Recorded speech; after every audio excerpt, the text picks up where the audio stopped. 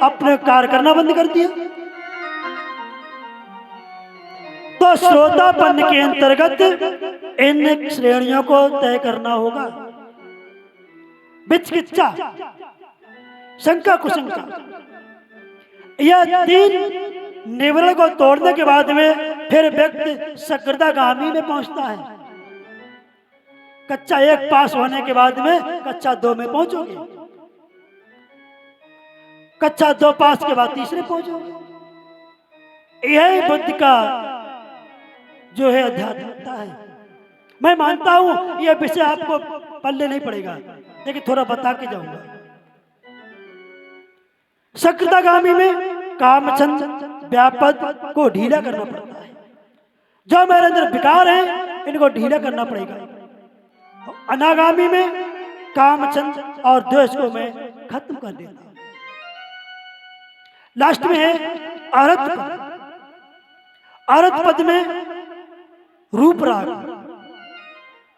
यानी रूप राग में क्या होता है, साकार ब्रह्मलोक में पैदा होने की इच्छा कि क्या करें, अब तो मैंने गरीब घर में जन्म लो, अब की दाएं अच्छे घर में जन्म लेगी।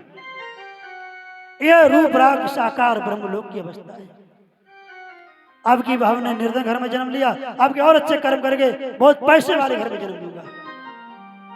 अरूप राग निराकार में ब्रह्मलोक में पैदा होना। मान यानी घमंड, अभिमान, अहंकार, इन सबको तोड़ना। अद्वैत वृतंतता यानी कि चित्त की चंचलता।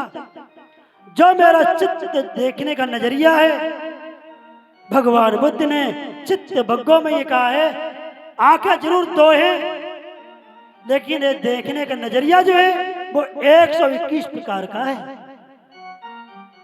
आप सोचते हो कैसे होगा? आंखें तो 2 ही हैं, आंख जरूर 2 हैं। हम इन आंखों से अपनी मां को जब देखता हूं तो मेरे शरीर में कोई हलचल, कोई कंपन नहीं होती। और जब इन आंखों से मैं किसी नाचने वाली को देखते हैं, अन्य किसी महिला को देखते हैं, तुम कितने बड़े क्यों ना हो जाओ और तुम अपनी मैया की गोदी में लेट जाओगे, तुम्हारे शरीर में कोई हलचल नहीं होगी। और वही तुम अगर दूसरी महिला की गोदी में लेट गए, यही तो भगवान बुद्ध के जो गुण है, श्रोतापन्न जिसे होता है उसके अंदर ये गुण होने चाहिए। अविद्या, अविद्या को कहते हैं बेहोशी, अज्ञानता, यानी कि मुझे जागरूकता का ना होना। हम काम तो कर रहे हैं लेकिन उसके प्रति मैं जागरूक ही नहीं। और इसके बाद में बताया है यहां पर, श्रोतापन्न जो व्यक्ति हो जाता है उसको पृथ्वी पर 7 बार जन्म मिलता है। सकृदागामी में 3 बार जन्म मिलता है और अनागामी में 1 बार जन्म मिलता है। और अरहत पद प्राप्त करने पर वो जीवन मुक्त हो जाता है। जैसे आप दूध की क्रिया से आप दही बना सकते हैं, दूध के साथ क्रिया करोगे आप दही बना लोगे, और दही से आप जब क्रिया करेंगे तो मक्खन बनाएंगे, और मक्खन की क्रिया के साथ करने पर आप उसे घी बनाएंगे। और घी अंतिम लास्ट श्रेणी रहती है, घी लास्ट में जल करके राख हो जाएगा, उसे आप कुछ नहीं बना सकते। ऐसा अरहत पद प्राप्त की बात होती है। इस प्रकार से मेरे बंधुओं, इन सब पर विजय प्राप्त करके मार से कहा, मुझ में श्रद्धा है, मुझ में वीर है, मुझ में प्रज्ञा है, हे मार तू मुझे कैसे पराजित कर सकता है? चाहे वायु इस नदी के स्रोत को सुखा दे, किंतु मुझे मेरे दृढ़ संकल्प से कोई रोक नहीं सकता है। चाहे भले ही आग ठंडी हो जाए, चाहे भले ही सूर्य पूर्व की बजाय पश्चिम निकले, लेकिन जो मैंने दृढ़ संकल्प लिया है मैं इस आशय से तभी उठूंगा। और उन्होंने अपना दाहिना हाथ पृथ्वी पर मारा, जिसे भूमि स्पर्श मुद्रा कहते हैं। कभी देखा भगवान बुद्ध ऐसे बैठे, कभी एक हाथ नीचे लगाए, कभी अभय मुद्रा में।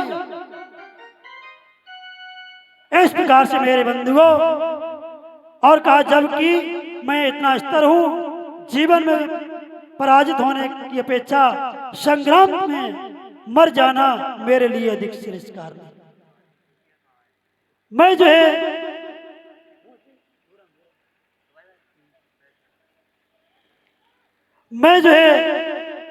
ये दृढ़ संकल्प लिया है, तो मेरे बंधुओं मार जो है वहां से कोसों दूर भाग जाता है।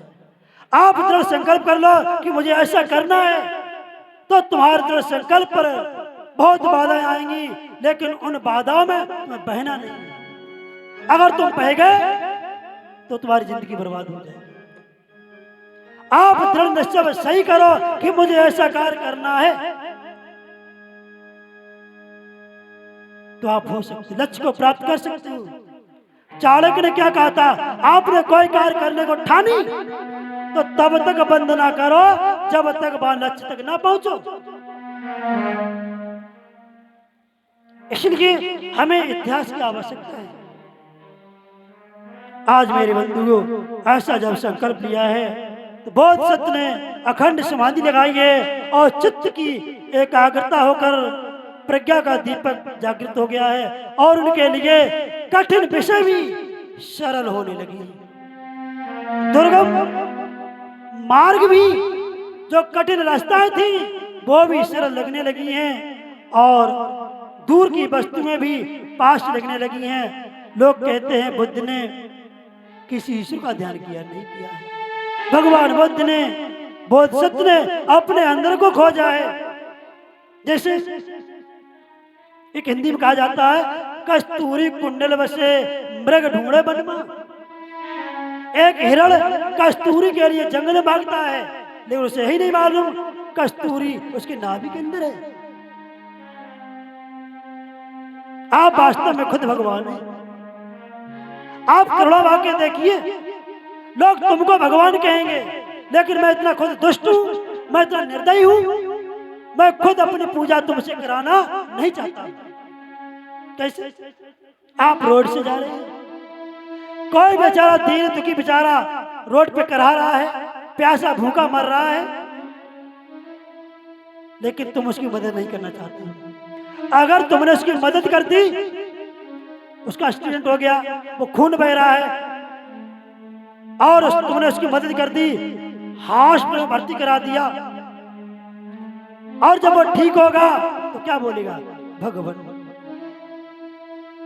तुम्हारे आगे वो नतमस्तक हो जाएगा और कहने भगवान, अगर तुम उस दिन ना होते तो मेरा पता नहीं क्या न क्या होता। तो कुलसागर बुद्ध कहते हैं, हे मानव, तुम लोगों के प्रति करुणा तो भाग्य देखो, लोग तुमसे कितना प्रेम करने वाले हैं।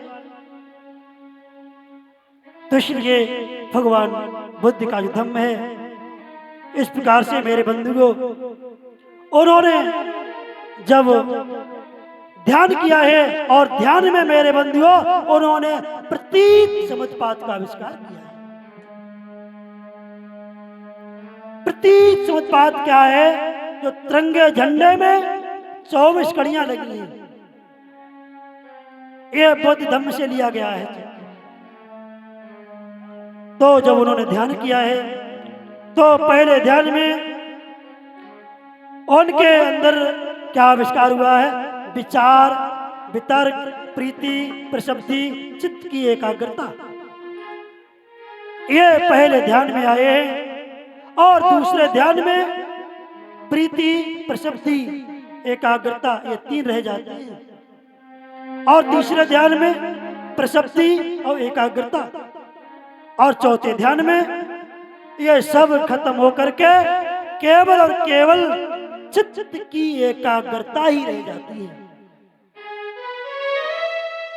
इस प्रकार से उन्होंने पहले ध्यान की अवस्था में कहा, इसमें साबुन का चूरा और पानी से तुलना की है। जैसे साबुन का चूरा और पानी से तुलना की जाती इनमें, पर एक हो जाते हैं पर वो अलग नहीं हो पाते हैं। आप साबुन पानी में कितना रगड़ो, फेना आपसे अलग नहीं होगा। दूसरी अवस्था में और से तीसरी अवस्था में उन्होंने आविष्कार किया है। और मेरे बंधुओं, धीरे धीरे उन्होंने प्रतीक समुत्पात जो 6 धातुओं के स्वाय में, जैसे पृथ्वी, जल, वायु, आकाश, ऋतु, इन सब का आविष्कार करके और मेरे बंधुओं उन्होंने प्रति 12 प्रतीक समुत्पात, एक में घुसना और एक में निकलना, इनको खोजा है। और मेरे बंधुओं इन 12 निदानों में व्यक्ति फंसता है और फिर फंसता है तो फिर 12 निदानों से उस व्यक्ति को निकलना होता है। यह खोज करने के बाद में मेरे बंधुओं आज बैसाख की पूर्णमासी पर रात्रि में उन्हें संबोधि की प्राप्ति हुई है। बोलिए भगवान बुद्ध की। और मेरे बंधुओं वह जो है बोध सत्य से आज जो है करुणा सागर तथागत भगवान बुद्ध बन गए हैं। और मेरे बंधुओं उन्होंने इस प्रकार से प्रतीक समुत्पात की स्थापना की है। बोलिए भगवान बुद्ध की, महामाया महामैया की। एक बार दया बोलते हैं और फिर आगे आप कार्यक्रम को देखेंगे।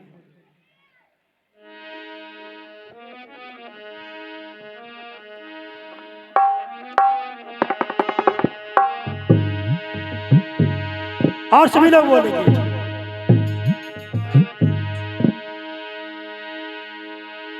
दया बोलो माया के छैया की रे, दया बोलो।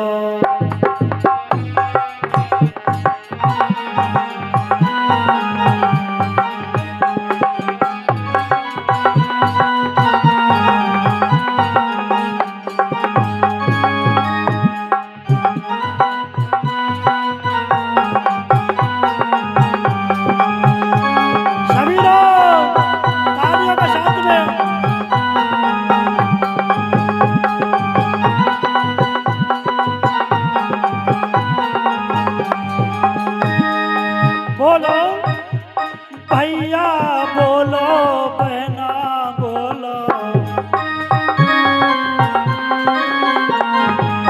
क्या दया हो माया के